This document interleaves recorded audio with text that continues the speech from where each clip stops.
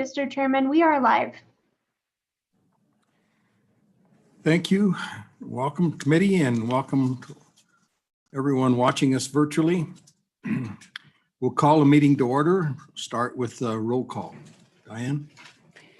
Representative Andrew? Here. Representative Brown? Here. Representative Connolly? Here. Representative Harshman? Here.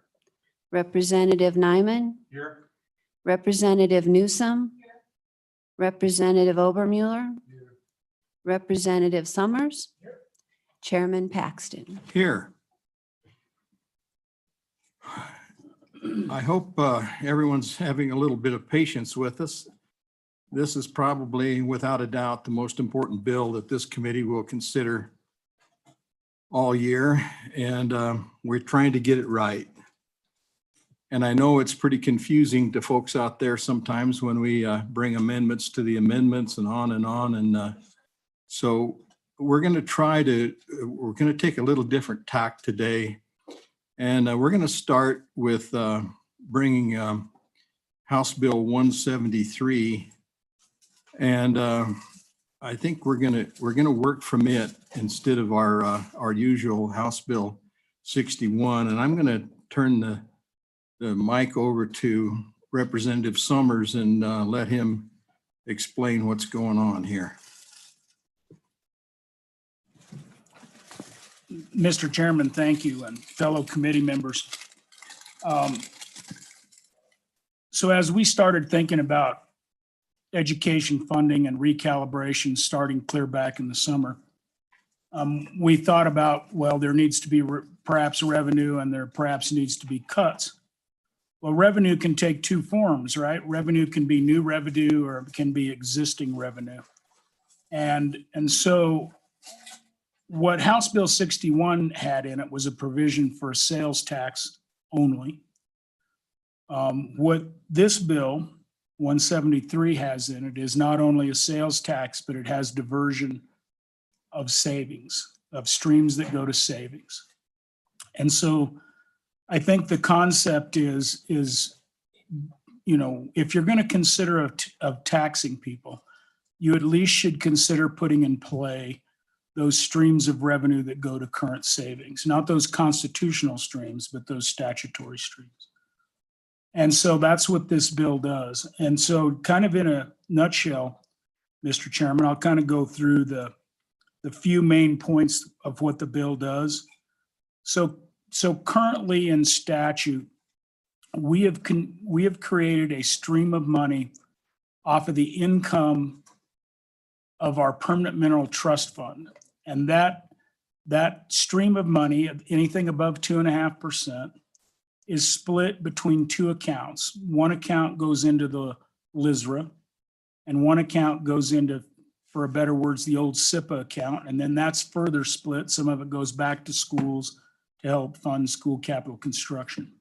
Particularly when we did it, it was kind of the major maintenance piece that we were. Representative Summers, if I could interrupt you for a second, could we try not to use acronyms if we can? Oh. We got folks out there that might not know what SIPA is, and so. Okay.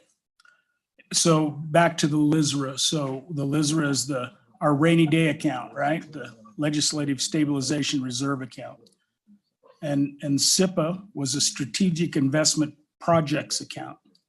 And the long story short, this is kind of the revenue that's generated from capital gains, where we usually don't profile it. Sometimes we have guaranteed that 5%.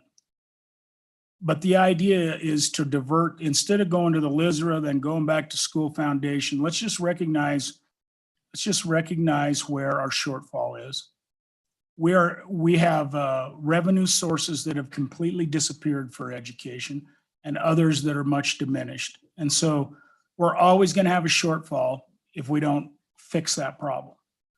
And so, like I said, this, you know, so if you've been in appropriations for a while, you call it the LISRA refuel. So this little stream of money that comes off our savings, we want to redirect. The intent in this bill is to redirect that piece that was going to go to the rainy day account and put it into school foundation program.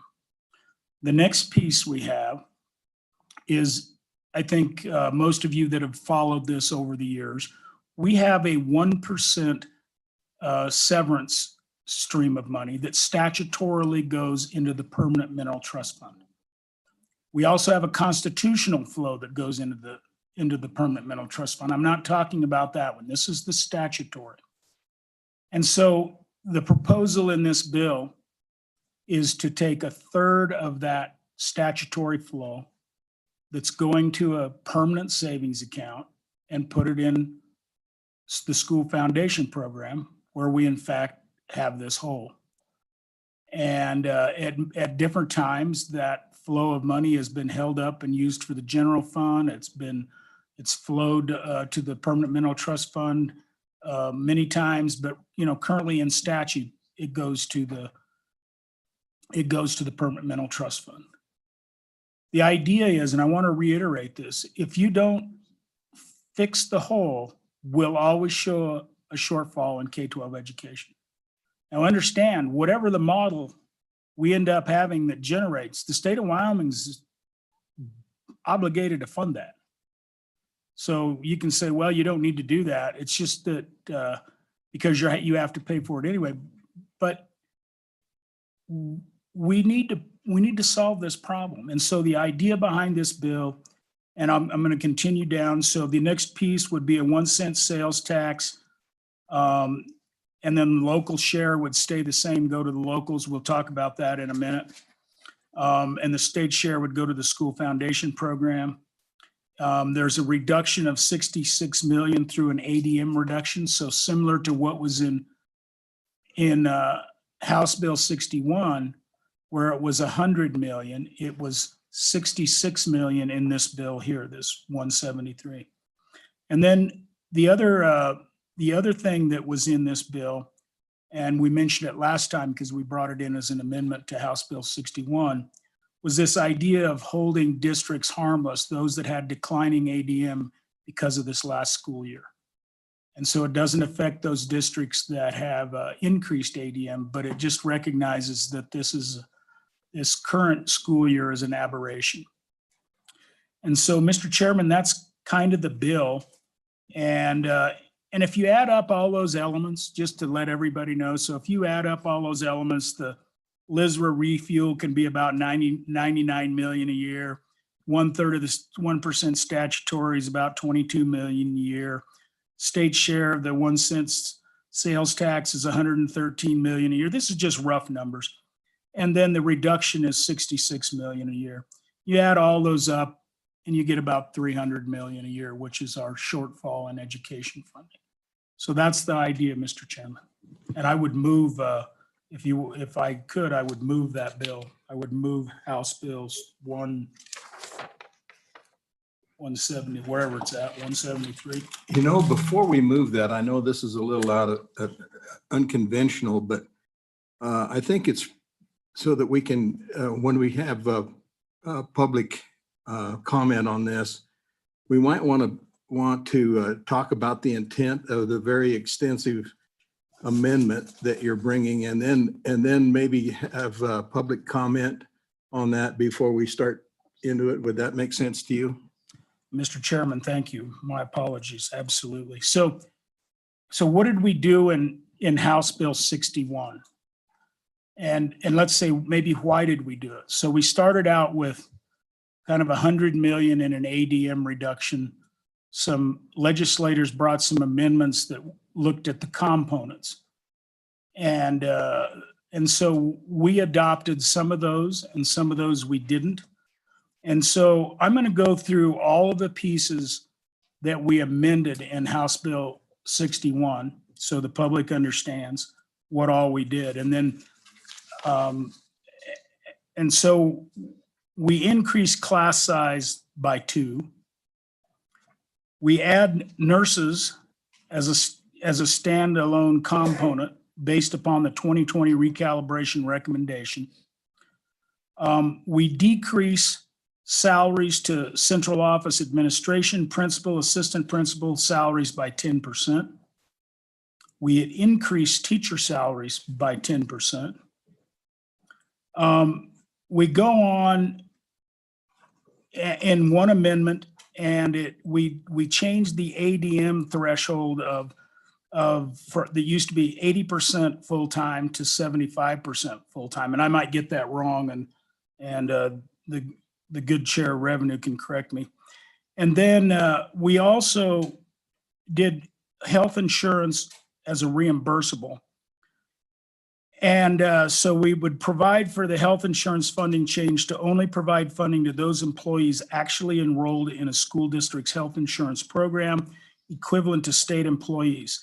Districts can still retain any savings from funds that are not expended on health insurance.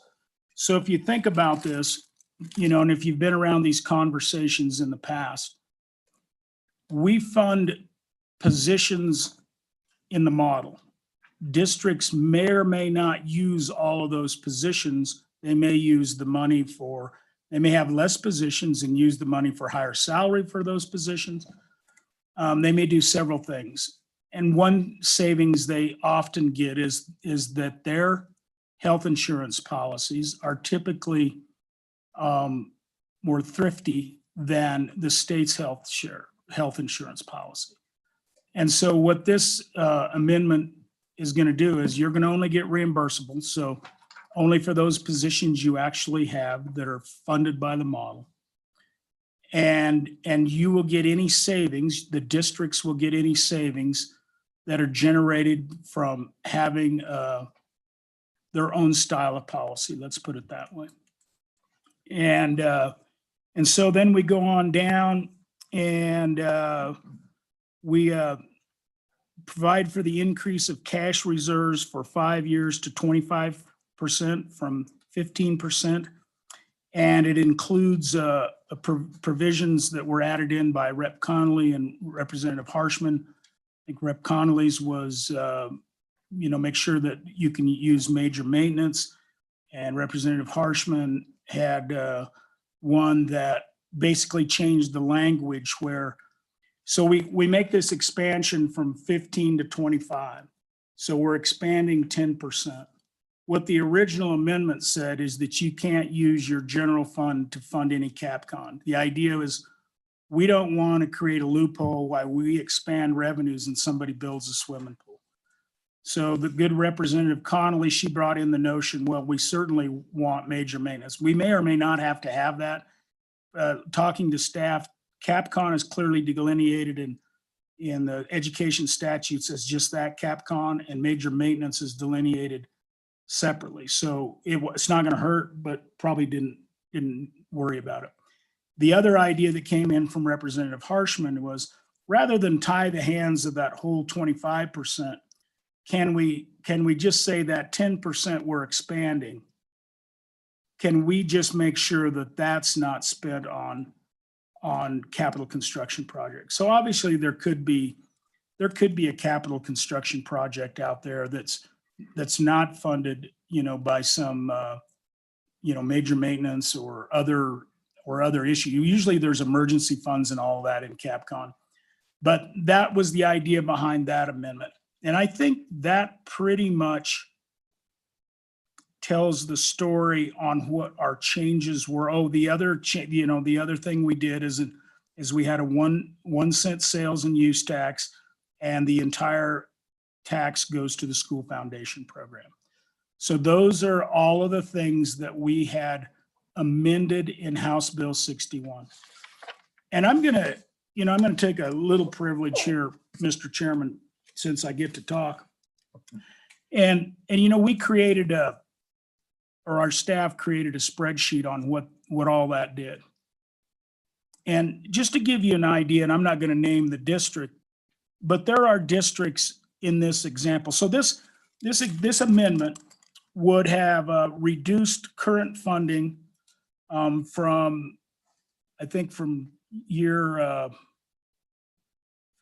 school year 21-22, reduced it by 31.7 million. So instead of the 100 million, you could say 31.7 million. So 2.1% reduction. But there are districts that actually gain funding because we're messing with the components. And there are districts who decrease. Let's see, I think the largest one, let me find the largest one here, Mr. Chairman. Well, here's one for an example.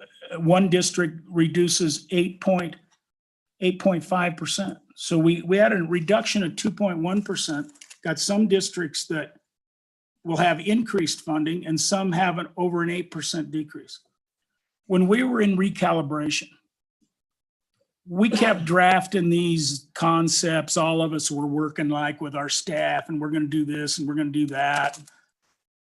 And what we found out is inherently when you mess with the components, you might mess with the idea of equity, because not all things are the same, and not all districts spend their money the same. Not all districts look at it differently. So, that is the challenge. We went down this path. I think it's informative. I think in the end, the legislature will have that discussion about whether, if we want to find efficiencies, are we willing to have these maybe called inequities? I don't know what they are. But that's the issue. So, Mr. Chairman, that's kind of where we're at. Thank you, Representative Summers. As you can tell, this particular item has many, many moving parts on it, and we're going to deviate a little bit from normal protocol in that I'm going to, before we move into the public comments, if there's any comments from any of the members of the committee, it will help clarify where we are with House Bill 173 or with the amendments. I'm going to offer you that time right now before we go into public comment, so you can add any clarity to this very complicated, complex bill if you'd like. So would anyone on the committee like to have a say? I figured Representative Harshman might have a comment or two. Thank you, Mr. Chairman. I just want to ask good Representative Summers. So my understanding is House Bill 173 is House Bill 61 with a few more levers. The revenue flows, basically, the LSRA refuel and some 1% statutory. I mean, but other than that, it's basically the same bill, all the model components, all those things. So, Mr. Chairman, the base bill for both 61 and 173 is just simply the legislative funding model that we've all had. And that's the base bill on both. We made that decision right at the end in recalibration. Do we take the consultant's model or the legislative model? And I think what we heard from districts is they're more comfortable with and understand better how that model is put together, the legislative model. So yes, though we made changes. Any other committee members have any clarifications or anything we might want to bring to the public before we ask for public comment? It looks like we don't have any more comments from the committee. So we're going to start with state agencies. Anyone from any of the state agencies like to comment?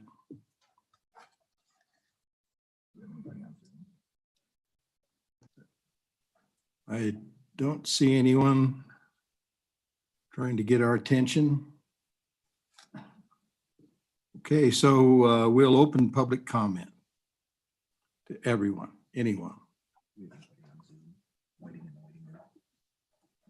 Clarissa, do we have anyone in the waiting room? Mr. Chairman, we have 3 people in the waiting room. If they could raise their hand if they'd like to provide public comment, that would be great. Okay. I don't see anyone with their hand raised as of right now. Okay, well then we'll go ahead. Yes, please come forward.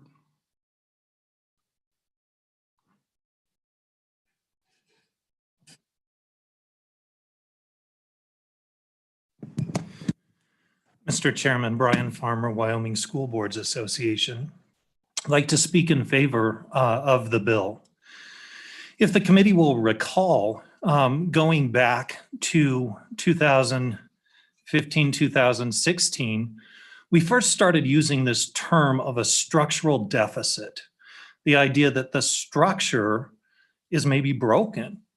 And so the education committee at that time came up with a white paper that said, hey, here's a way that we can go about fixing this structural deficit, this deficit in education funding. And there was a 5-part plan in that white paper, and it talked about things like cuts, and it talked about things like revenue diversions, and it talked about things like the creation of new revenue. And really what this bill does is it takes pieces of all of the suggestions from that bill to fix what is a structural deficit. It fixes the problem of how do we fund education. Of course, as Representative Summers said, the Campbell cases kind of set out the state's obligation, the obligation to fund a cost-based education. And there certainly are statements in there that, different folks will point to at different times. But I think the bottom line is that the state has a constitutional obligation to fund an adequate education for Wyoming school children. So how we do that as a state is a choice of this state. How are we going to do it? What's the best way to do it? And so to take a look at revenues right now and say, what's the best use, the best direction of those? I completely appreciated Representative Obermuller on Monday talking about how it's difficult for the people of Wyoming to understand how we can continue to stick money in savings accounts while we're facing cuts, not just cuts to education, but cuts in general. And so this takes a part of those dollars that are being tucked into savings accounts and says, let's use those for one of those big obligations of the state. Let's spend some of those dollars on our current needs rather than tucking them away into savings accounts. Then we also look at those ideas of new revenues. And I think there may be some twists and turns yet to come on this bill, but it's a heck of a good starting place. It furthers the conversation and it addresses the idea of structural deficit. I think I'd like to comment just briefly on some of the steps that have been taken so far on House Bill 61. And I think it's really just the reminder that if we keep it a block grant to locally elected school boards, then those officials have a responsibility to their community to spend those dollars from the state in a way that is most responsible to their community. They stand for election. You guys know what that's like, to put your name out there, to stand for election, and to have your peers say whether or not you're getting the job done. And so these locally elected school boards, they make decisions. Now you've made some tweaks that maybe I disagree with. I'm not a big fan of the decrease to administrative salaries when your consultants actually said increase administrative salaries by 11%. Picus and Adm said they're too low. But you know what? If you give local school boards the flexibility, then resources are there that they can make decisions. I think that there may be other folks that would have comments or concerns about different pieces. But at the end of the day, again, if we keep it the block grant model, the approach of locally elected officials making decisions that best fit their communities, then there can be those resources there for districts. To go from a neighborhood 7% cut to a neighborhood 2% cut certainly is something that's much more manageable to districts. And with regard to the cash reserves, I think the big thing to keep in mind about that change in policy to cash reserves is that we're looking at a unique situation in our state's history where we're going to be seeing an influx of federal dollars. As CARES funds come to the state and to districts, this is a very time-limited approach to retain those dollars to address both the education needs that we have today because of the pandemic, but also the education needs that we will have in the short-term future because of the pandemic. We know that teachers have done an amazing job to address the needs of students over this pandemic. And if they can continue to address that, and as we know more about learning loss and we figure out ways to address the needs of kids, there is an additional resource, particularly from those federal dollars, that can be used in that short term for the needs of students in districts. So, Mr. Chairman, again, I think there is places to quibble, but at the end of the day, this is a pretty darn good place to be for us to talk about how to move forward with a structural deficit in education. Thank you, Mr. Chair. Questions or comments for Mr. Farmer? Yes, Representative Brown. Thank you, Mr. Chairman. Brian, I'm trying to pull up the career report and I'm not quick enough at it. So, but I'm curious. You mentioned the decrease to salaries as what Pikes and Auden had brought forward, and I apologize. I do not remember this from the recalibration committee. Did they look at actual salaries paid and said that those need to be increased by 11%, or did they look at model salaries and say those need to be increased by 11%? Mr. Chairman, so Pikes and Auden were talking about the model salary, increasing the model salary about 11% for administrators. Of course, when you look at the Kuru report, and I can speak specifically to superintendents because I'm engaged in helping a number of districts with superintendent searches. This year, we already have 10 transitions in superintendents in our districts. That's a fifth of our superintendents are turning over. School boards are making those decisions right now. How do we make more economical decisions? How do we decide in a market where it's pretty doggone tough to hire people anyway? So Kuru says that on average, we expend 124% of what the model generates. Of course, Augenblick said that the model salaries are the right salaries. And Pikes and Auden in different places say model salaries are the right salaries. And then their final recommendation was that increase administrators by 11%. Mr. Chairman, follow up. So Brian, I guess if I understand what you're saying, and I just want to make sure I we're on the record with this, that you have a hard time cutting back the superintendent's salaries in the model, which ultimately really isn't a reduction in the superintendent's salary. This is just a reduction of funding in the model. It's really going to be up to the school districts. And you're saying you're still uncomfortable with that? Is that correct? Go ahead, Mr. Farmer. Mr. Chairman, no, Representative Brown, I said so long as the school board does retain the block grant and the school board has the ability to make those local decisions, that the funding is sufficient for them to make those decisions. If we start to get to those categorical lines or we start to make judgments about salaries and say, well, gosh, superintendents are now paid 134% of the model, there's a reason for that. I misunderstood. Thank you. Other questions for Mr. Farmer? Mr. Obermueller. Thank you, Mr. Chairman. My question is directed to Representative Summers because I wanted to have him address it so that Brian could address the answer. And so my question has to do with the chart that you're looking at right in front of you, and that represents a reduction of the block grant amount. And is there a reduction in 173? Is there a reduction in the block grant, and how much is it? Representative Summers, would you like to respond to that, please? So, Mr. Chairman, the chart that we're talking about is the amendments we made to House Bill 61. 173 has an ADM style reduction in it, similar to what House Bill 61 had originally.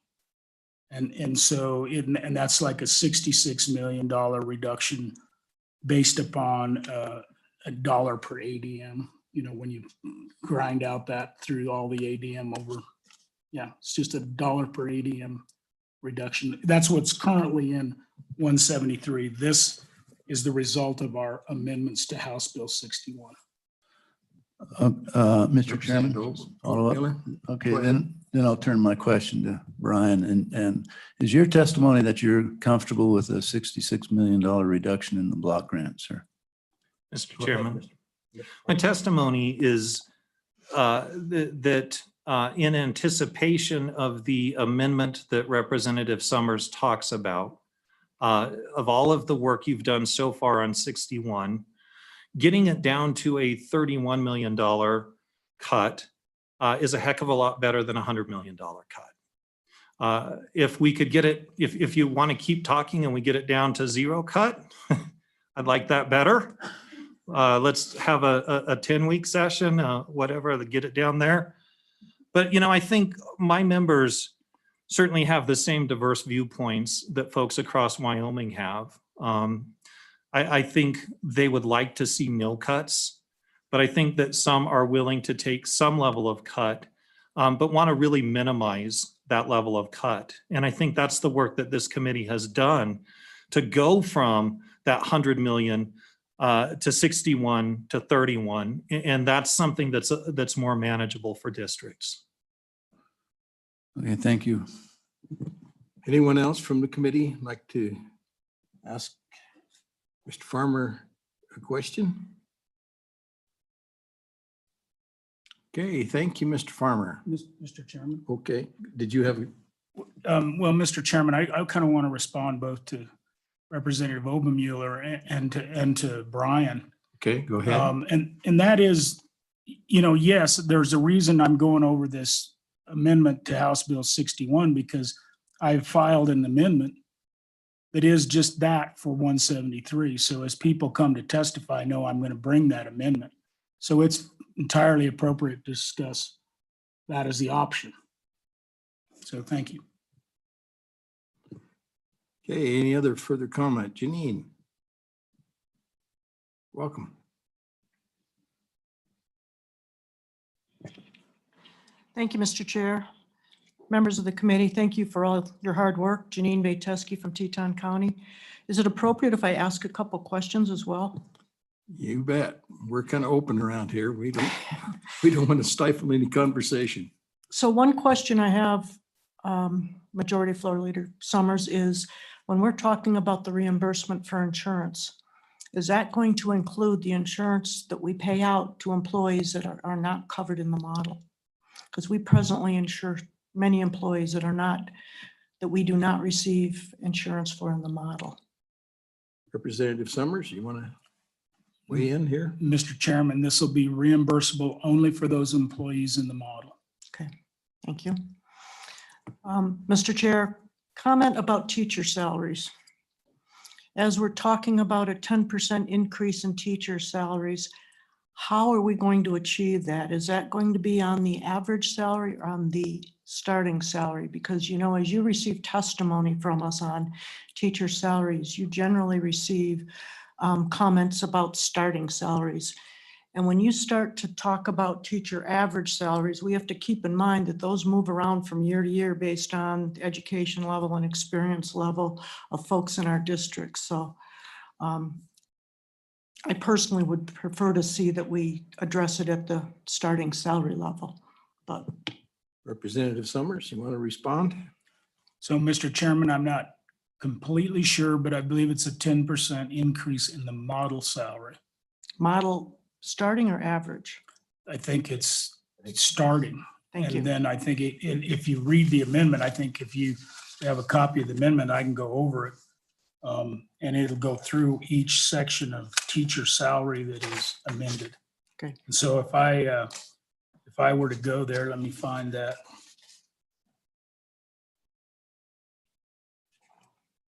Let's see. It engages, it looks like with masters. And so I think, chances are it's kind of it's the model salary, but increases up the way, all the way up the line.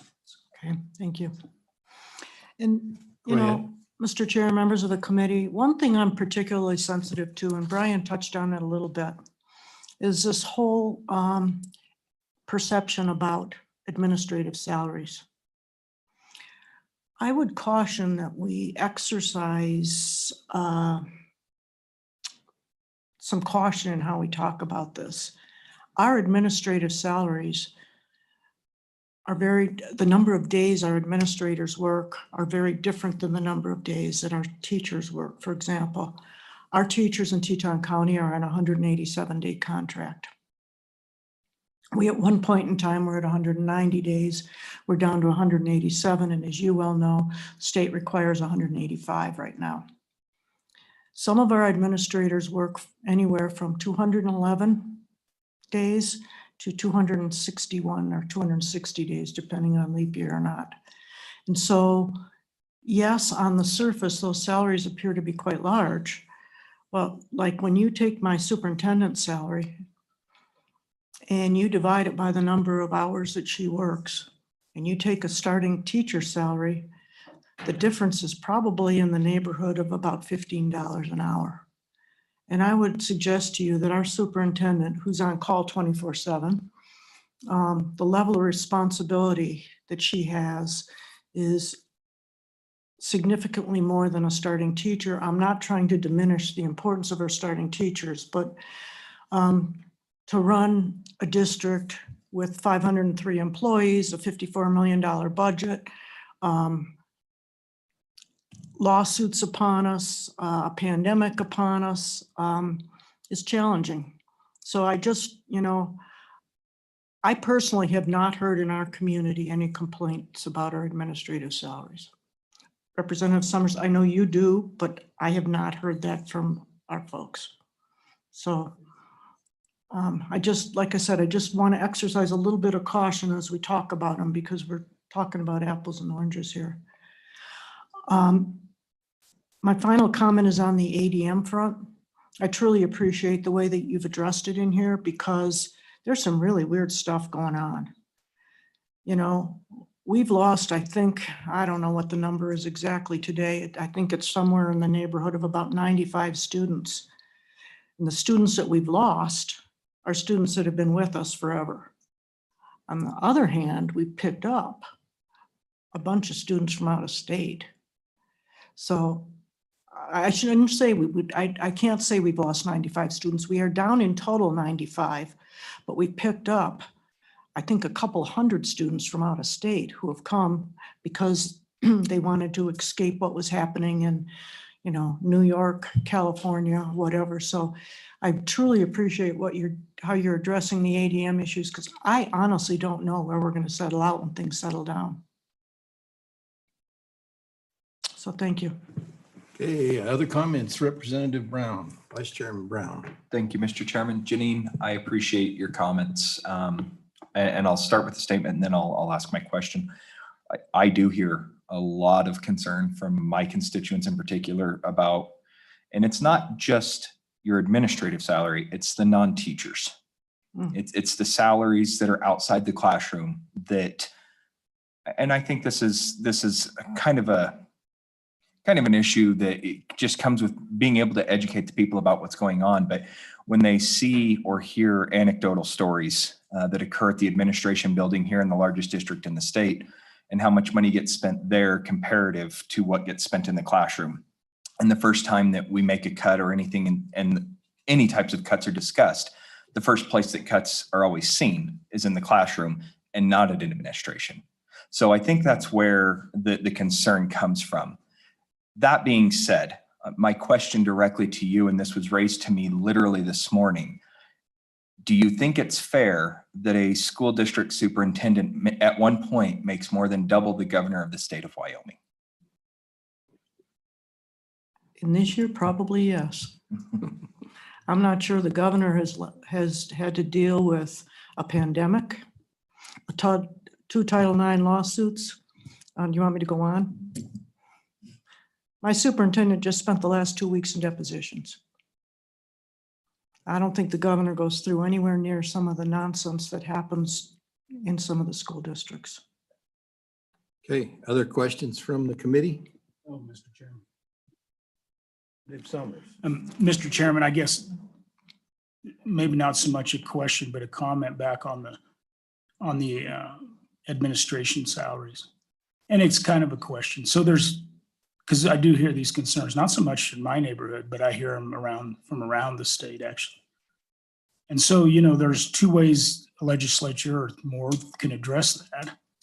One is you take those salaries outside the model and you just pay for them that way, or you cap salaries, or you do something like this motion, that motion did, which is just say, hey, recognize that we feel this is going too far and we want to cut back here. And so it's frankly, I think it's a lighter touch. Wouldn't you agree? Perhaps. I will say that, you know, our goal has always been to put our staff closest to the kids. And we are, I would suggest to you, we are pretty understaffed at central office right now. We do not have an assistant superintendent. We have, you know, we've taken some of our curriculum work and pushed it back out into the building. So Representative Summers, it becomes a real interesting discussion in terms of how it would tie our hands in terms of our flexibility to be able to do some of the work that is generally done by central office, like curriculum work and so on and so forth. If those were to be two totally separate entities, it wouldn't allow us that flexibility to move the resources in and out of the school buildings depending upon what's happening in those areas. So I appreciate your thoughts on it. And Janine, I especially appreciate your bringing to the forefront the idea of the extra days and hours that administrators put in. As a former administrator, I can attest to the fact that that does happen, but the general public looks at the bottom line of this and says, okay, the superintendent's making X number of dollars, principal X number of dollars, without taking into consideration the extra workload and the extra days that they're putting in. So I appreciate you bringing that to our attention. I believe Representative Newsom had a question for you. Thank you, Mr. Chairman. I don't know if this is so much for Janine as it is for Representative Summers.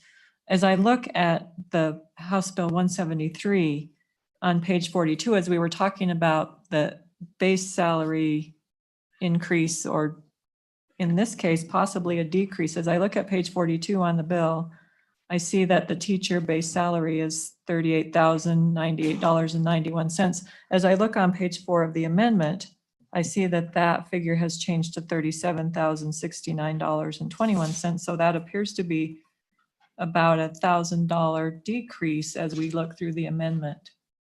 And that seems to carry through for all of the additions for additional education and that sort of thing. So I'm wondering how that was calculated. Thank you.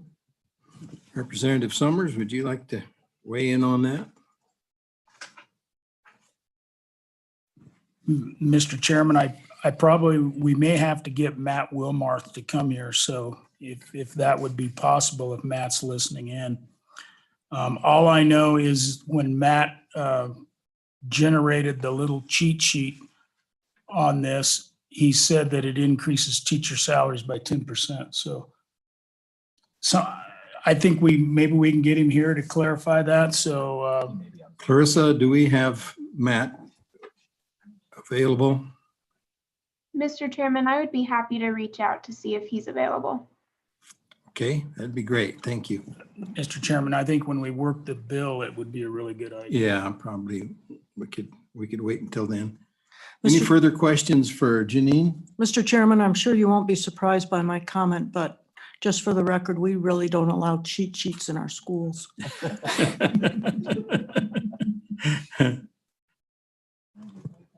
Okay, anyone else from the public like to comment this time?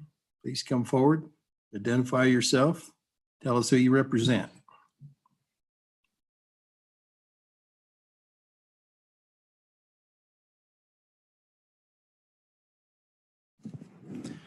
Mr. Chairman, members of the committee, I'm Jeremiah Riemann here on behalf of the Wyoming County Commissioners Association.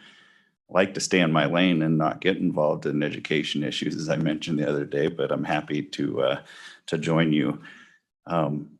Representative Summers may remember that last year we opposed House Bill 186, which was a very similar bill to this.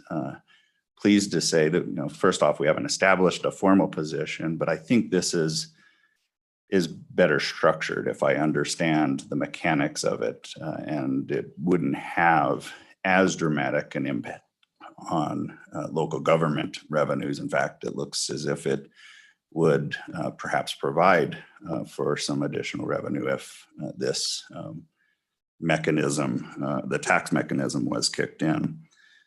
Mr. Chairman, what is a little bit unclear to me is who is actually distributing this funding if it happens to local governments.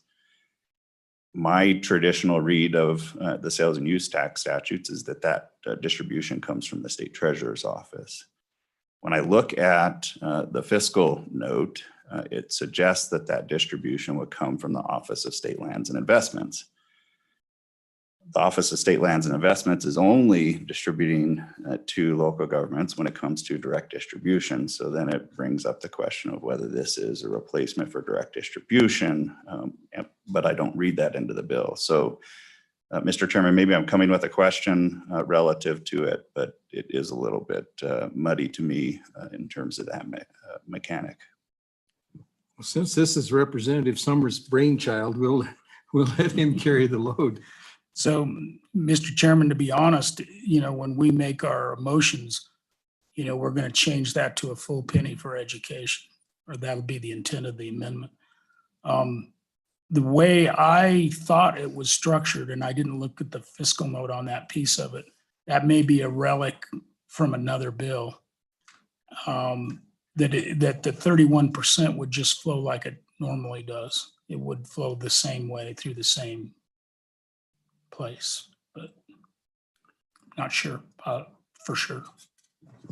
Thank you, Mr. Chairman, for that clarity. If I could comment Go ahead. in response, if the intent is that goes a full penny to education, I would just refer back to my comments previously that we need to have a mechanism that ultimately protects local government funding. And I appreciate that House Bill 174 will be before you. We will take that up and establish a position. I do think it's more favorable.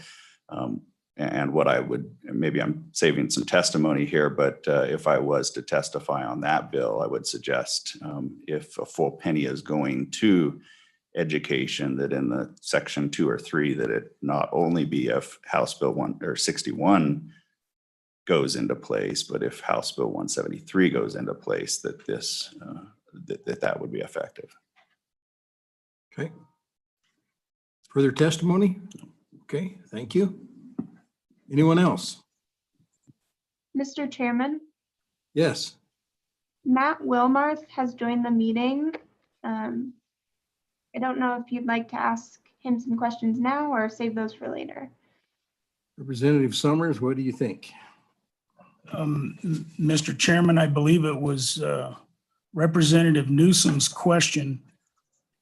Just so the question, Matt, was if you look in the bill in 173, the bill, and you look at the teacher salary number, and then you go to the amendment, and the teacher salary number appears to decrease when it's supposed to be a 10% increase. And I've learned a long time ago that I can't track this stuff, so you're going to have to. Yeah, Mr. Chairman, my apologies on that. I think what I did is I took the Representative Simpson's position, which included a 3-day reduction from the contract. So I will rerun those numbers and I'll email them to you here in just a few minutes, so you can make a conceptual amendment to that amendment.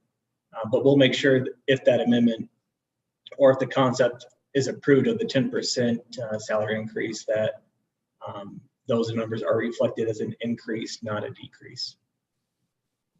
Okay, sounds good. Good catch. Yes, Representative Brown. Thank you, Mr. Chairman. Matt, just a quick question, and I want to make sure I understood or heard you correctly, that when we redrafted or when we collected the information and we put it all back into this bill, we actually excluded the reduction in teachers' days, correct? And so that's really what we're talking about, is that decrease plus the increase of 10% that was in there. We're only seeing that 10%. Am I understanding you correctly? Mr. Chairman, you will see an increase in the salaries and the revised numbers I sent you. I believe the amounts that you see in that proposed amendment includes a 10% increase and a 3-day reduction in the teacher contract days. So it needs to be addressed. Okay. All All right. right, maybe, thank you, Matt. And if you can kind of stick around, we'd appreciate it. Okay. You Go ahead. bet. Identify yourself. Tell us who you represent, please. You bet. Thank you, Mr. Chairman. For the record, David Fraser, Executive Director of Wyoming Association of Municipalities. I've got to say that I don't think in the 2020 session, I don't think I appeared before the Education Committee once, and this will be my second time within the week. So like my colleague from the County Commissioners Association indicated, I'll try not to make a habit of taking too much of your time. And in fact, I wasn't planning to testify on 173 at all. I was waiting to testify on 174, and I guess I got up given the indication of the amendment that was coming, and to me, of course, we support education, and we want our kids to get education. As I testified last week, I'm a product of the Wyoming school system, Sundance High School, to be specific, with my apologies to Representative Harshman for for the feelings that might dredge up from a guy from Midwest. At any rate, we do. So I want to compliment you on what you've done in 173. Obviously, as Mr. Riemann indicated, if that penny is changed in 173 to go exclusively to schools, that would raise some concerns with us, many of which would be addressed in 174, I believe. So I guess the testimony that I want to give you is that and like I said, I'm sorry that if I'm sitting up here on the wrong bill, but I guess the testimony I would give is the importance of 174 to us in the event that 173 is passed. And so with that, I think, I don't know that if you need more detail, please ask me questions, but I think our position, you probably knew our position before I got up to the microphone. So Well, we appreciate your testimony, and the two bills are intertwined, so we understand that fully, and thank you. thank you. Any further public testimony? Mr. Chairman, Yes. we have Shad Hamilton, who has raised his hand on Zoom. I can admit him to the meeting if you would like. That would be great.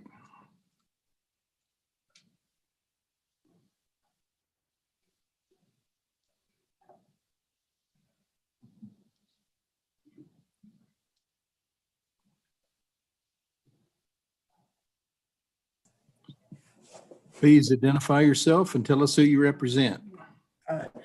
Mr. Chairman, I'm Shad Hamilton. I'm the principal at Horizon High School in Evanston, Wyoming, and I really represent the Wyoming Association of Secondary School Principals. I'm the president-elect of that organization. I think we have over 160 members. Most of the secondary school principals are represented in the state. I don't want to take up a ton of your time. Sorry, I'm shaggy looking when I've been out in the classroom. I got to wear the mask all the time. So I sent you all an email, I think after the public comments a couple nights ago or last, and I got a response. Appreciate the response from Mr. Brown. I just want to talk to the amendment that was pulled from 89 and added to 61 about cutting 10% from administrative salaries, and just give you a perspective of principals. And I'll try to be quicker about that since I sent that email, but I think the things that are important there, and I'm speaking also from a perspective of, I've been one of the lowest paid principals in the state for 18 years. That's not why I'm in the business. So I just want to be clear. I don't have any personal interest in this. My interest is from an association president growing future principals. And I know that a lot of starting salaries for principals, a lot of them start out in alt schools and other smaller schools.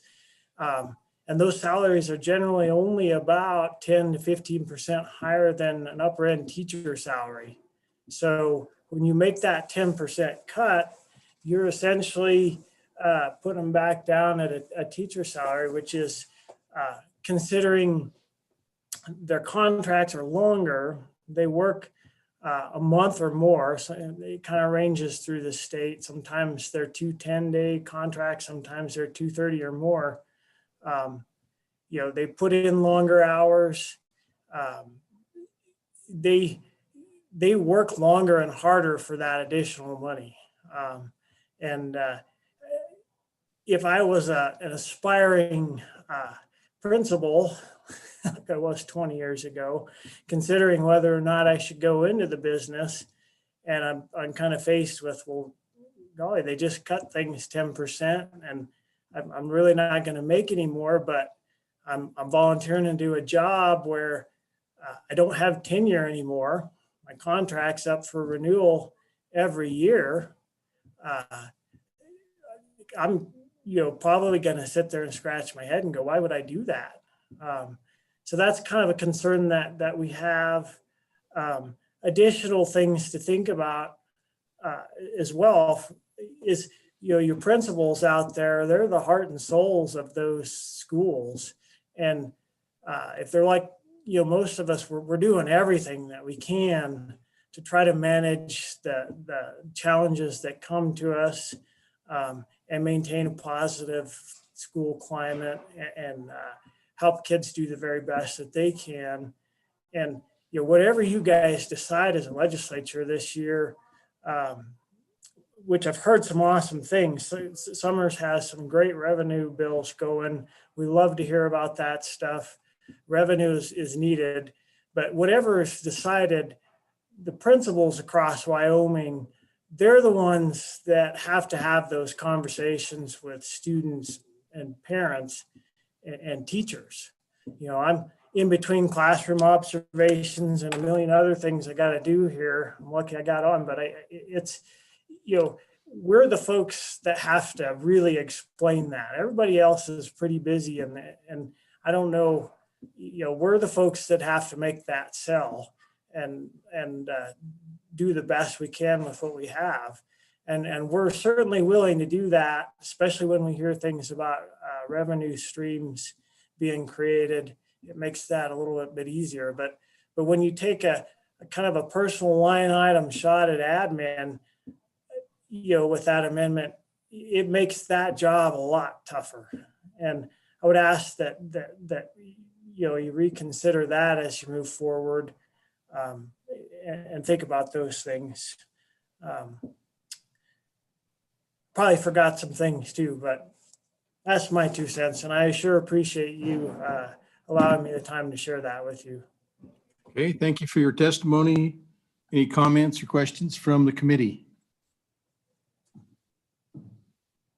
All right. Anyone else wish to testify, either virtually or here in the committee room? Anyone else? Going once, twice? Public testimony is over, closed. Representative Summers, I believe you have a motion. Mr. Chairman, I would move House Bill 173. Second. Moved by Summers, seconded by Vice Chairman Brown. So, What's that? Go ahead. so Mr. Chairman, I guess now would be the time to make my amendment. Yes.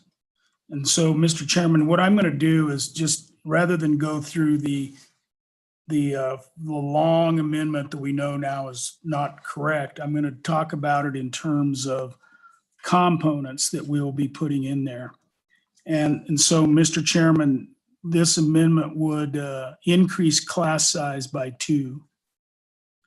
It would add nurses as a standalone component based upon the 2020 recalibration recommendation. It would decrease central office administration principal, assistant principal salaries by 10%. It would increase teacher salaries by 10%. It would It would lower the threshold for a student to be counted as full-time from 80% to 75%. It would provide for health insurance funding change to only provide funding to those employees actually enrolled in a school district's health insurance plan equivalent to state employees. And those would be model employees, not employees that are hired outside the model. And districts can still retain any savings from funds that are not expended on health insurance. And Mr. Chairman, it would take the cash reserves from 15 to 25% for 5 years. And it would include the provision that 15 to 25%, also that motion that was in House Bill 61 basically said that you, for that period of time, you could not use your general fund to do CapCon. But Representative Connolly's amendment was that you could use it for major maintenance. And Representative Harshman's amendment was that only that 10% increase could not be used for capital construction. And then once again, the sales tax that's in 173 is already on the trigger of when the LISRA, when the rainy day fund goes below 650 million. And so what this amendment would do would say that the full penny would go to the school foundation program and not just the state share. So Mr. Chairman, I think that's the amendment. Okay, thank you. Committee members, comments or questions on the amendment? Mr. Chairman. Representative Brown. Is there a second? Oh, was there a second? Yep, second. Representative Brown did second. Mr. Chairman, Representative Summers, I'm curious on this, as we've heard from local governments, and we have another bill that's potentially coming from somewhere else. And I have not really studied the title, but I do believe, looking at this, providing for distribution of the taxes, plus we're also in committee, so we can amend the title as necessary. Is it something you want to consider about doing a direct distribution and including the formula change for local communities on this, and having any type of this? I'm just kind of curious. And then once again, I'm assuming that this is the insurance policy part of that doesn't kick in until the LISRA goes down below $650 million. Is that correct? Okay, go ahead. And Mr. Chairman, I in fact looked at that very issue, but once you start doing a distribution that is not to education, that's different than an existing distribution, then you run into challenges. I had that in a bill last year that was drafted late in session, but in all likelihood, it probably wasn't constitutional. Further questions? Yes. Representative Conley. Thank you, Mr. Chairman. I'd like to make 2 motions to amend the proposed amendment. And so the first one, and they don't deal with the salaries, so I think that they can work according to the pages. The first one would be on page 1 to delete lines 29 to the end, and page 2, lines 1 and 2. Mr. Chairman. Go ahead. Mr. Chairman, I think we're going to have to do all of these conceptually. So I think this one is out the door and we're just doing things conceptually. Okay. So, Mr. Chairman, what I'm deleting, and when you're looking at it, you would see that it is on page 1 to 29 through the end of the page, and then on the next page, the first 2 lines, and then it would conform over on page 5, line 32. And what this would do is it would take out the increase in class sizes. Okay, so those are the 2 places, and conceptually, that's what it does. It takes out the increase in class sizes. Okay? Correct. And if I could get a second, at least for discussion. Okay. Seconded by Summers. Thank you, Mr. Chairman. And if I can explain why, even though I know that this has been a kind of a hard-fought amendment from Representative Simpson, honestly, that on your recalibration committee, ultimately, we decided to reject the consultant's model for very specifically this reason. The consultant's model increased class sizes. And we as a body, after months of testimony, decided that the number one priority for us was to maintain low student-teacher ratios. That was it. That was our number one priority. And we decided to go back to the legislative model. What we're doing right here is we're rejecting that recommendation and we're increasing class sizes. It will be incredibly difficult to go back to this lower number. And so I would ask us to put what has been the priority of this legislature for probably 2 decades now, 2 decades, that we want low class sizes, and to go back to the legislative model. Admittedly, this will, and I'm going to go with Representative Obermuller's concern about cuts. This is going to eliminate virtually all of the cuts if we do it. So I'm going to be just straight up and tell you that I think that will be the impact of it. But that's what this would do, and it would put us back to where we have been. So, Mr. Chairman, I would ask for a favorable consideration of the committee, that we do that number one priority. Comments or questions from the committee? Yes, Representative Brown. Thank you, Mr. Chairman. I appreciate what the minority floor leader is saying. And I watched the most of the meetings and participated in a few, and I agree that's what the committee came out of. The best part about this process is this is a new committee with brand new eyes that get to actually have a vote on the process. And as I look at this, one of the problems that I've had with this entire funding model all the way across my 5 years of being in the legislature now is we fund and districts implement differently, and that's okay. But when we have a priority and we say it's a priority, we don't follow through on that priority. And when we don't follow through on that priority and the districts don't follow through on that priority, this is really just bringing us in line with what current practice is throughout the district or throughout the state and in the individual districts. On average, I think we may see maybe one student more per classroom. And so I don't think we're going to see this just cataclysmic amount of students joining a classroom that's going to devastate our students' learning. I think as we look at this, we're looking at 2 students here. I don't think this is going to be detrimental to the ultimate end when this is what we currently see in practice across the state. So on and against. Thank you, Mr. Chairman. Other comments? Representative Summers. Mr. Chairman, on and against the amendment. In fact, when the testimony was given by the good representative from the western side of the state, he said the model, let's see, let me get this right here, increases 2 students, but the model provides for I think, let's see, grades 16 in the smaller, in the secondary, or in the pre-secondary, in the elementary, and then in the middle and high it's 21. Current practice is 19 to 21 in elementary and 21 to 23 in middle and high school, and then the proposal is 18 and 23. So it is very close to the current practice, and also it is lower than what our consultants recommended. Okay, other comments? Representative Harshman, I believe you had your hand up. Okay, got a green light. Thank you, Mr. Chairman. I think the other issue here is really the equity piece of this. Whenever you do class size, it's the large school districts that are going to bear this, because small school districts are protected in the model. They've got minimums.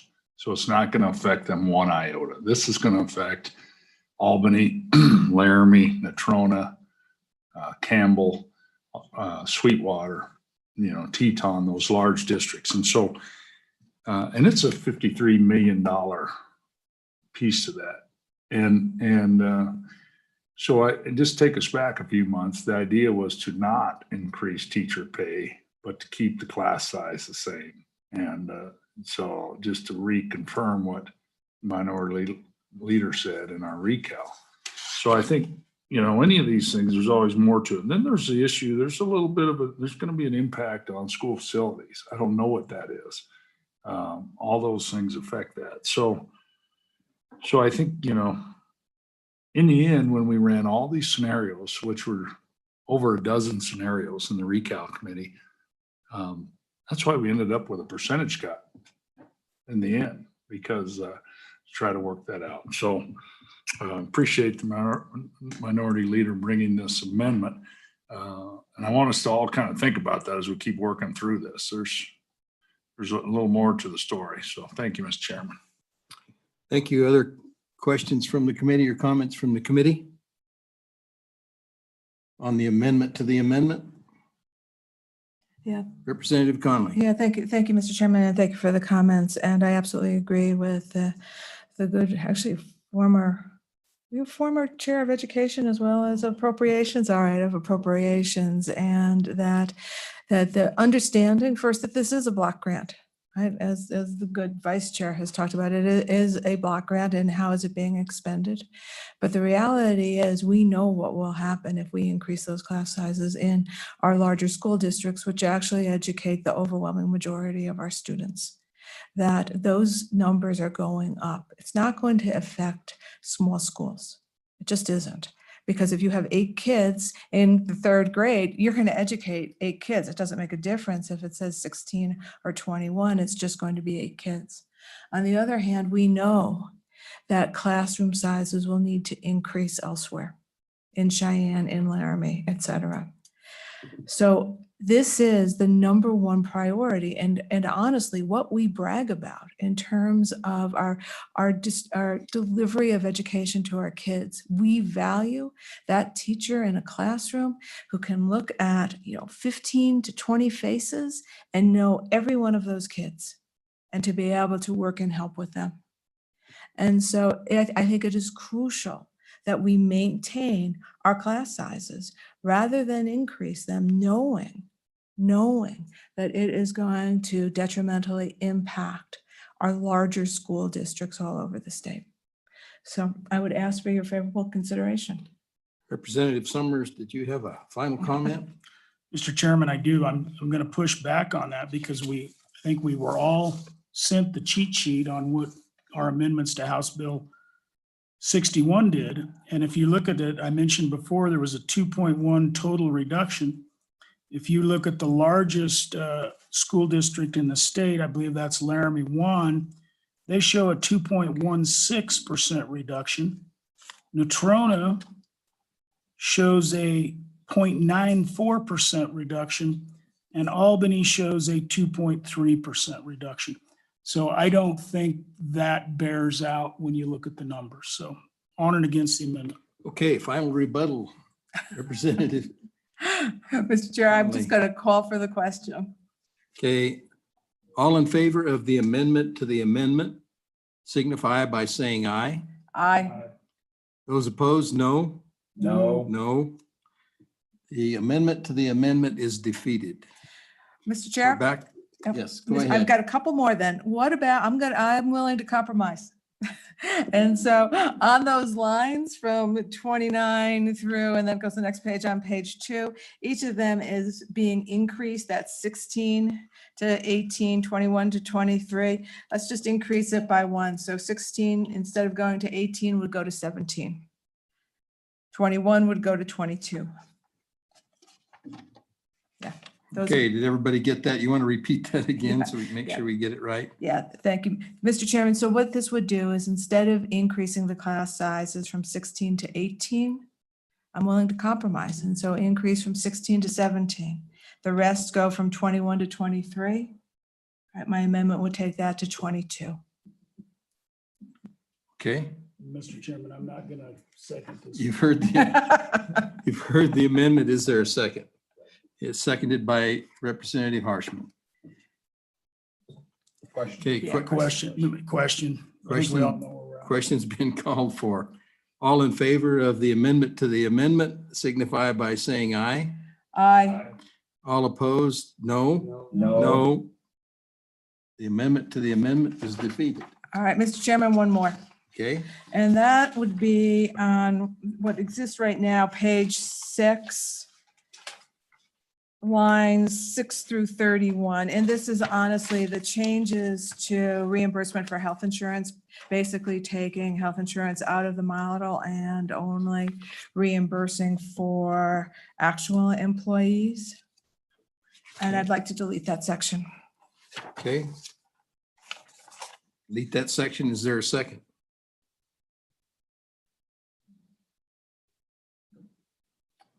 Is there a second? Okay. No second. Okay. Thank you. All right. Other amendments to the amendment? Okay, well then we are on the amendment. Question on the amendment. Question on the amendment. All in favor of the amendment signify by saying aye. Aye. All opposed? Nay? One no. Okay. The amendment is passed. Mr. Chairman. Representative Summers. Mr. Chairman, I have one more amendment, and it may not seem important now, but as this bill moves on, if it were to move on, we don't know quite what these reductions might look like. So, Mr. Chairman, while it might not seem important now, I want to make an amendment that these reductions will be phased in equally over a 3-year period. Okay. It's been moved and seconded. This is a conceptual amendment. I'm assuming that the reductions be phased in over a 3-year period. Equally phased in over. Equally phased in over a 3-year period. Is there a second? Seconded, okay, by Representative Conley. Comments, questions? Yes, Representative Brown, Vice Chairman Brown. Thank you, Mr. Chairman. I'm going to lightly push back on this one, Mr. Chairman, and it's simply for the fact that I understand what we're talking about here, and I do get the plight that we're going to be putting some, upwards of 2.5% on some of these school districts. But frankly, Mr. Chairman, the state has had to really tighten its belt and has really had to go after these. I think we can find a way to figure out these 2.5% cuts where we need to. I think across the board, we're looking at 2%, but I understand the notion on this, but I'm going to be a no on this. And it's just because, everywhere else across the state, everybody else had to tighten their belts right away. Education has been able to phase in, any types of reduction in ADM over 3 years, stuff like that. I'm to the point now where we need to start saving the money now, and taking 3 years to get to the point of reducing, $20-30 million at the end of this, it's going to take a little bit too long in my opinion. Thank you. Okay, other comments, questions? Yes, Representative Harshman. Yeah, Mr. Chairman, thanks. And I think either way, we're going to survive. I do, but I think it's important to realize that the general fund budget was really the initial cuts. Phase 1, phase 2 are vacant positions and moving major maintenance to the SIPA. The phase 3 stuff that's scheduled in July, that's going to be real serious. And we're talking old people and disabled people. And I just don't think the legislature is going to leave town at the end of this month with, $1.2 billion in the rainy day fund and eliminating no services. So I think, in the end, I think general fund budgets and school budgets are different. Just like they are for the judicial branch, and some are all people for the most part. And so I think that's another part of the story. So whether this amendment is, we're going to survive either way, but I think there's more context to that. So thank you, Mr. Chairman. Representative Summers. Mr. Chairman, I really didn't speak on it. But my reasoning for this is we don't know where the body will ultimately go with the reductions. And I mentioned that. And I just think it's better to put it in on the front end. And this is really, I had this conversation with another member of this committee on, what happens if it is the whole 100 million, or we have more than that. We have a $150 million cut instituted, and you just need to slide that in, and particularly the first year, right? I mean, we maybe the provision should have been that it doesn't go into effect the first year at all, because we're going to be running up on contract time. And so I don't know if this is the right amendment, but that's the reason I did it, Mr. Chairman. Okay, thank you. Representative Conley. Thank you, Mr. Chairman, and I think this body knows I'm not going to vote for any cuts, but let's say that ultimately does pass. I think that, and it was Janine Batesky testified to the reality right now of ADM and Counson school districts the past year has just been in such flux that districts honestly don't know what their ADM counts are going to be. And that 3 years kind of gets us through the pandemic and understanding what those numbers look like. So it just pragmatically, it makes sense to me. Okay, thank you. Other comments? Questions been called for? All in favor of the amendment? Say aye. Aye. All opposed? No? No. The amendment is carried. Back on the bill. You got any? I don't know. It's up to you. Any further comments on the bill? Can't remember if you were supposed to bring one or not. No, my stuff's in the next bill. Okay. All right, are you ready for the question on the bill? Question on the bill, Mr. Chairman. Question on the bill. Oh, Mr. Chairman, now it's dawned on me. Okay. Mr. Chairman, thank you. This is a, One by a nose. Mr. Chairman, thanks. And this is a question for the committee and how we present this to the body. Do we want to present a lengthy amendment, or do we in fact want to get a substitute bill so we have a clean bill to present to the? It would be my preference to have a substitute bill. I think we need to make it as clean as we can, understandable as we can, but So, I'm ready to listen to the rest of anyone else who would disagree with that or agree. I think everybody's agreeing. Okay, So, Mr. Chairman, it is an amendment, so I just make a motion that we draft a substitute bill with the amendments that have been provided to present back to this committee on Friday for a final vote. If we can get it that quick. so you're making a motion To draft the to draft a substitute bill. Okay. Yeah. Is there a second? Second. Moved, seconded by Representative Brown. All in favor signify by saying, any further discussion on that? Better ask for that. All in favor signify by saying aye. Aye. All opposed, no.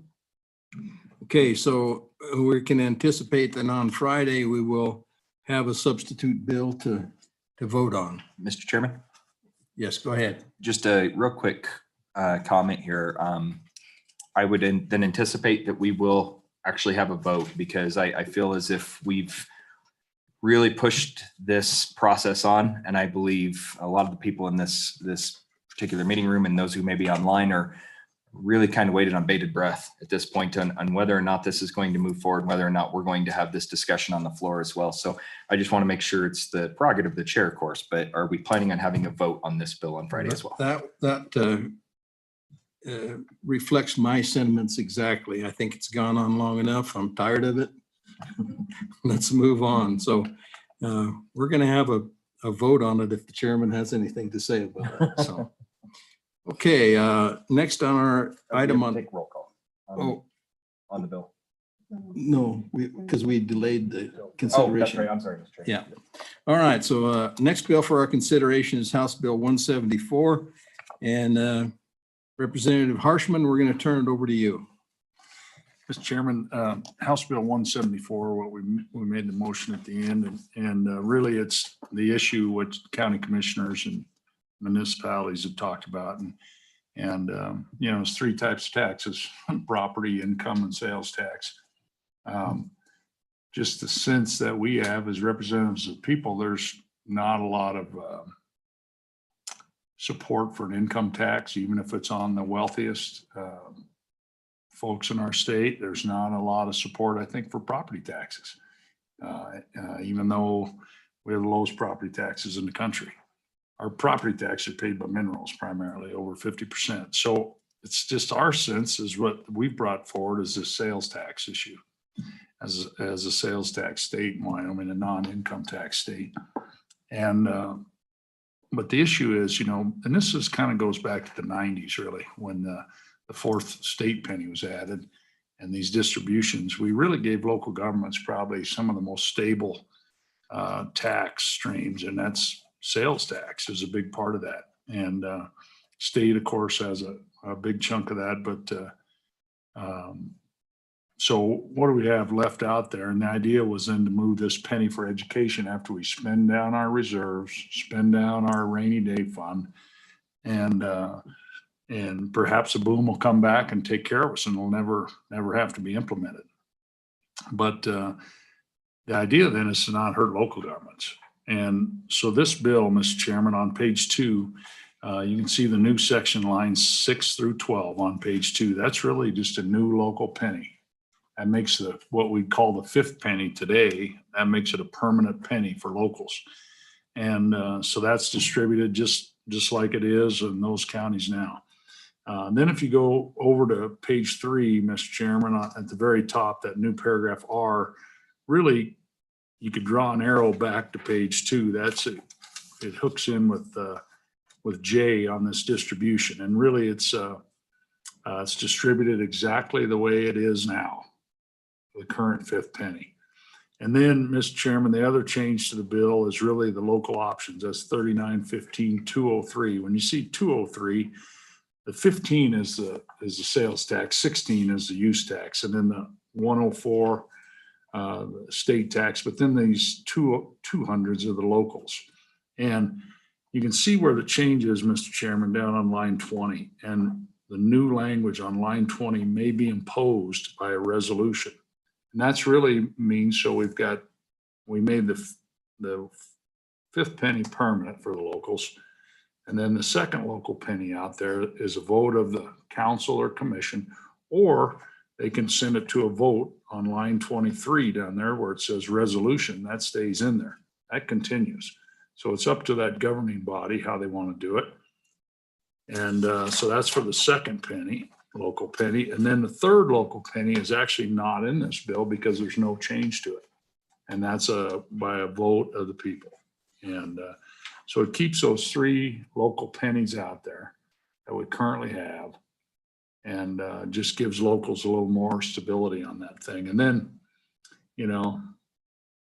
part of this general fund problem we have in our, when we granted the food tax exemption, we told local governments we'll make it up about 50 million a year. That's been up, a little higher than that.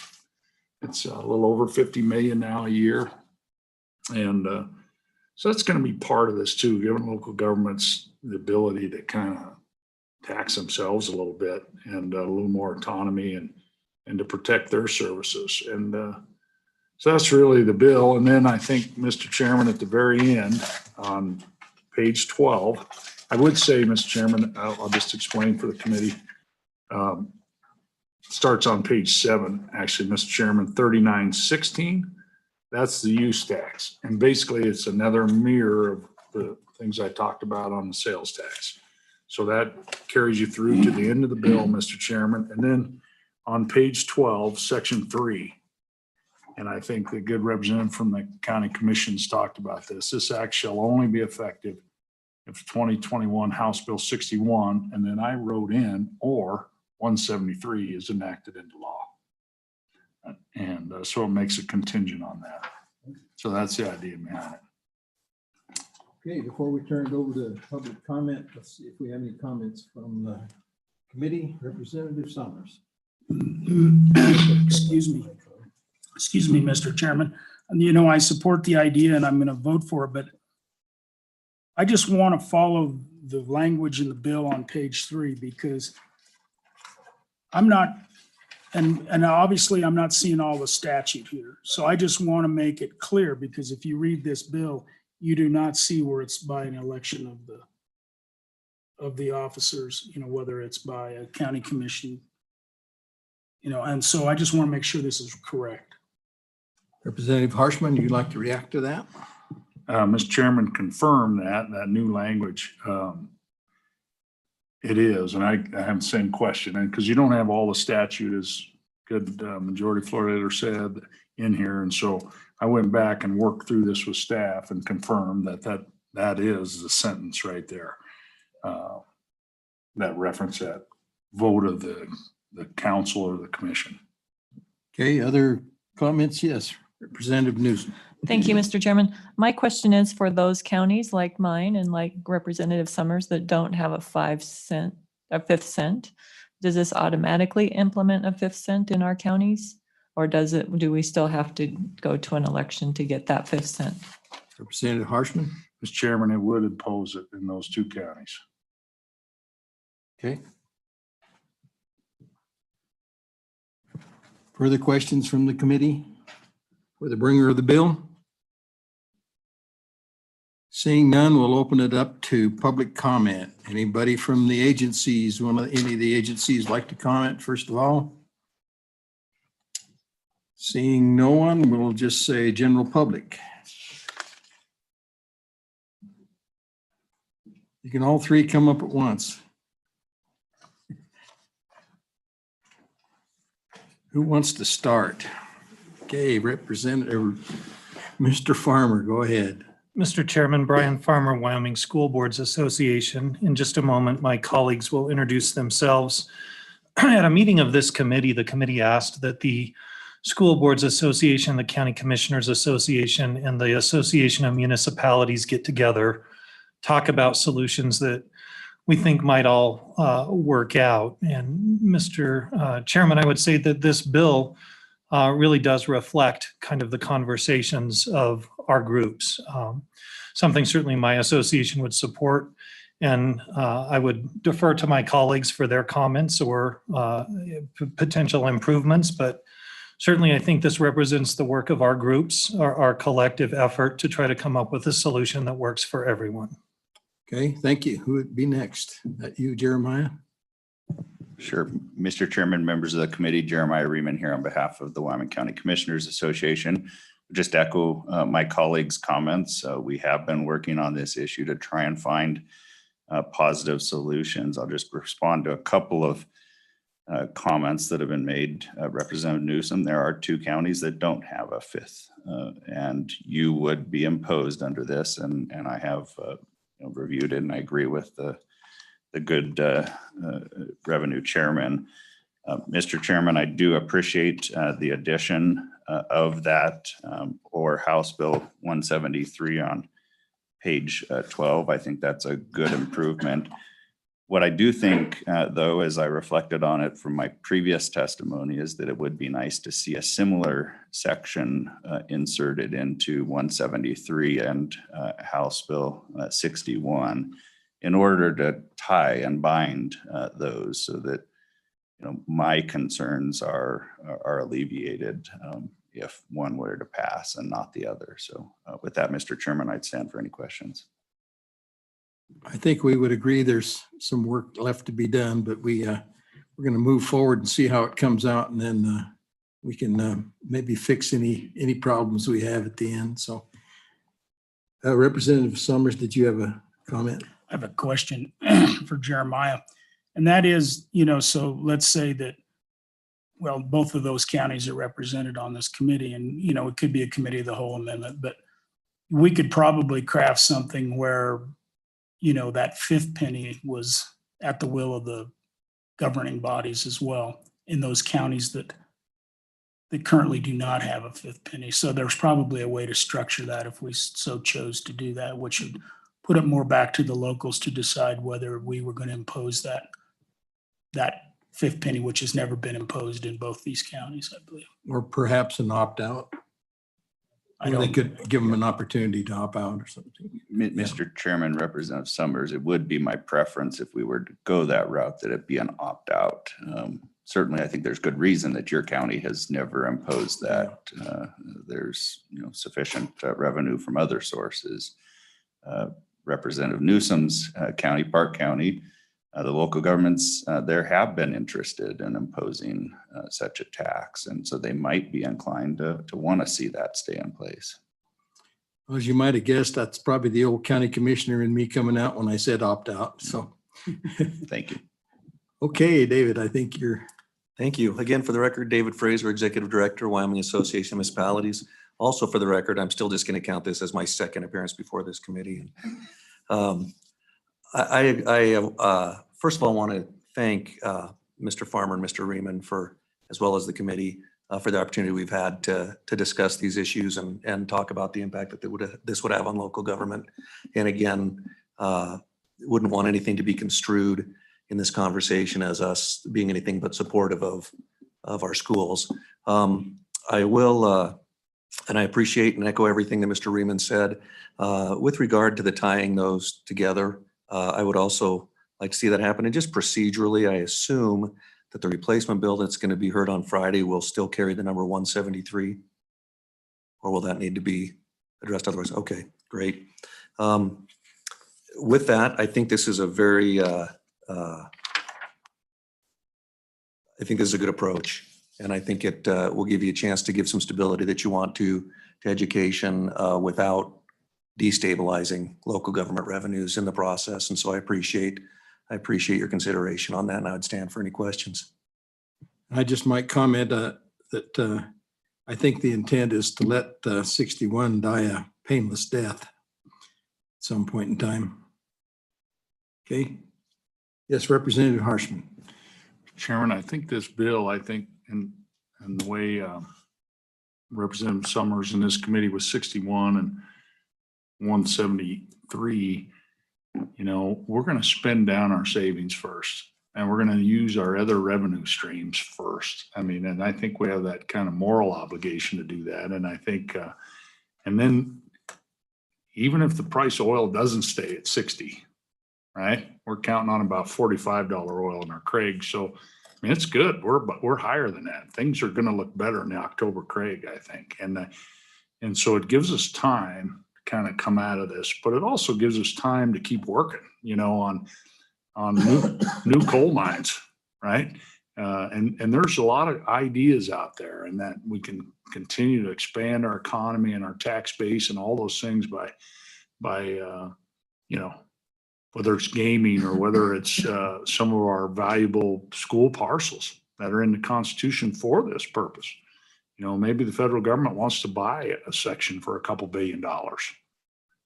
We don't know. I mean, a lot of things can happen over the next couple of years, and we've got 3-4 years to get down to the 650 million LSRA. So, but I think it's kind of goes back to the 90s, when they passed the fourth state penny, Mr. Chairman. It was temporary. Came back and reaffirmed that a couple times before they made it permanent. So we're kind of repeating that again. And I think, so I think, I think we can leave here and folks say, hey, we're not raising taxes right away. We still got some time, and we guys hope that, oil will come back. We know it will come back.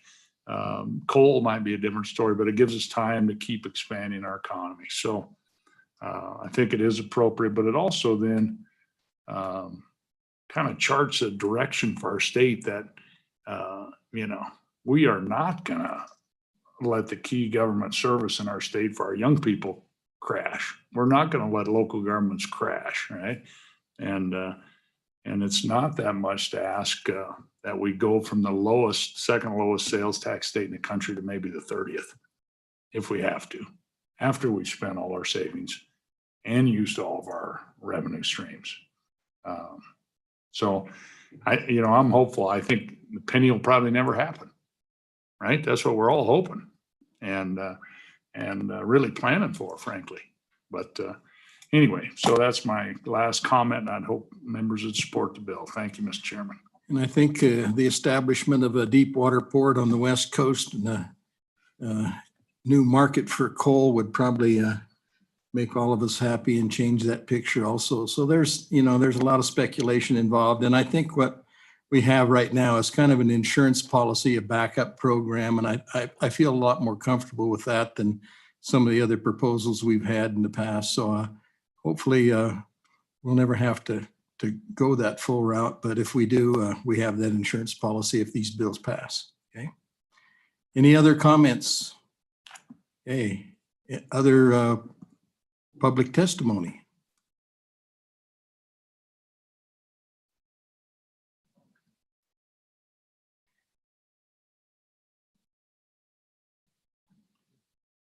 Mr. Moline. Welcome. Mr. Chairman, Brett Moline, Wyoming Farm Bureau Federation. I understand there's need for more money out there. All of us need more. My industry needs more. One of the things that is pretty basic to my members' policy is that any tax that's going to be imposed should go to the vote of the people paying it. So if being imposed, may be imposed by a resolution is a little spooky to my members' policy. We'd rather have it go to a vote of the people. That way we would all know, do they support it or not? Rather than being put on by a resolution of a limited number of people, we'd rather have it go to the vote of the people. Not that my policy, as many of you know, can support any increase in taxes, but should we increase it, let's have the people that are paying it vote on it. The citizens of Wyoming should have the chance to vote on that. And with that, Mr. Chairman, committee, I would sit for any questions. Questions from the committee? Yes, Representative Summers. Excuse me, Mr. Moline, thank you. Wouldn't you agree that the United States is a representative government, a republic? Yes, sir. I would agree So, to that. Mr. Chairman, the reason people like us are elected and school boards are elected and county commissioners and elected are because they're representative of the people. If you don't like the decision that a county commissioner makes to raise your tax, you kick the county commissioner out and you hire a new county commissioner. Same way with my position. So I guess my question back to you is, what is the fear if the local government, it's always been a policy, you know, kind of our tenet in Wyoming is local control, right? And so why wouldn't you support a resolution from those closest to the people? Mr. Moline. Mr. Chairman, Representative, our policy is that people paying the tax should have a vote on that tax. Much as any bond issue, any other, you know, some of the other sales taxes, rather than being put on by a resolution, should be paid for, excuse me, I'm getting a little befuddled here. It should be voted on by the people. One of the concerns I have with your comment about if they raise the taxes, vote them out. One thing that I worry about is elections becoming a single issue vote on a person. There's many more issues that elected officials work on than just this one issue. I don't like to see any type of race become a single issue. It should be the basket of issues. But again, I understand your concepts, what you're getting across, but my members' policy is that I'm here to represent is any tax that's going to be imposed should be voted on by the people. I hope I answered your question, sir. Okay, thank you. Representative Harshman. Thank you, Mr. Chairman. Thank you, Mr. Moline. Appreciate you and your representation of your folks. And I think too, just part of the story too, you know, 10% of this is paid for by out-of-staters. That's another part of this. And about, you know, depending if we're in kind of a little bit of a boom, about 15% is paid for by mineral companies. You know, now we're probably under 10% now with kind of this little bit of slowdown and the number of rigs working in the state. But, you know, that's the other part of this too. And I get what you're saying. I mean, I, you know, what you're doing is what you're talking about is really protecting county commissioners and city for a one issue deal. Because there is, as you know, as an observer of this and a participant in your role, there's always more to the story. And you don't want that to be a simple single issue. So I appreciate your comments on that. Thank you. Okay, Thank you, further Mr. comments? Further public comments? Okay, thank you, Mr. Moline. Mr. Chairman, committee, thank you for this opportunity to appear in front of you. Thank you. Anyone else like to comment? Going once, going twice. Public comment is closed. Committee, what's your pleasure? Move the bill, Mr. Chairman. Second. Moved by Brown, seconded by Summers. This should require a roll call vote, if I'm not mistaken. Mr. Chairman, What's that? I think Oh, there we- needs to be an amendment. Oh, that's, okay, go ahead. Mr. Chairman, if I could, just offer an amendment on page 12. And it's on line 8. After House Bill 61. So be effective at 2021 House Bill 61 or House Bill 173 is enacted into law. Okay. Was there a second on that? Second. Seconded by Brown. Any comments? Ready for the question on the amendment? Question. Question's been called for. All in favor of the amendment signify by saying aye. Aye. All opposed, nay.